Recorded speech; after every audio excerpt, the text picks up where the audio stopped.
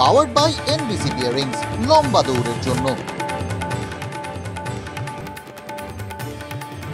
হিরণের আত্মসহায়কের বাড়িতে পুলিশি হানা। গতকাল তমগ্নদের খড়গপুরের বাড়িতে অভিযান। খবর পেয়ে রাতেই পৌঁছান হিরণ চট্টোপাধ্যায়। পুলিশের সঙ্গে বাগবিতণ্ডা। পুলিশ কোনো কাগজ দেখায়নি, দাবি ঘাটালের বিজেপি প্রার্থীর।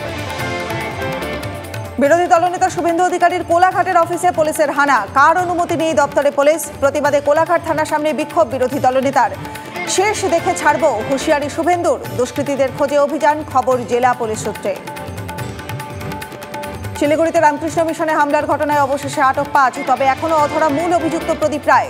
থানায় গেলেও গ্রেপ্তার হয়নি প্রদীপ। অস্ত্র নিয়ে হুমকি, মারধরের অভিযোগ সত্ত্বেও অস্ত্র আইনে মামলা নয়। আক্রান্ত মহারাজদের বিরুদ্ধে জামিন অযোগ্য ধারা। পুলিশের ভূমিকায় প্রশ্ন। শিলিগুড়িতে রামকৃষ্ণ মিশনের জমি দখলকাণ্ডে মুখ খুললেন মুখ্যমন্ত্রী। কোনো গণ্ডগোল বা আশ্রমের উপর আক্রমণের কথা জানা নেই, এটা সমর্থন করি না, আমাদের কেউ জড়িত নয়, দাবি মমতা বন্দ্যোপাধ্যায়ের। প্রমাণ দিলে ব্যবস্থা নেওয়ার আশ্বাস। বসিরহাটের সভা থেকে সন্দেশ মুখ্যমন্ত্রী। তৃণমূল প্রার্থী হাজী নুরুল ইসলাম জিতলেই প্রথম ভিজিট সন্দেশখালী।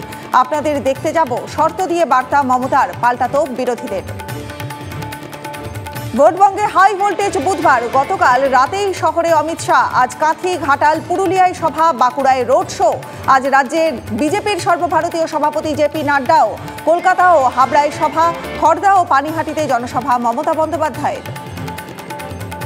মুখ্যমন্ত্রী সম্পর্কে বিতর্কিত মন্তব্যের জের শোকজের পর অভিজিৎ গঙ্গোপাধ্যায়ের বিরুদ্ধে পদক্ষেপ কমিশনের। 24 ঘন্টার জন্য প্রচারে নিষেধাজ্ঞা তমলুকের বিজেপি প্রার্থীর।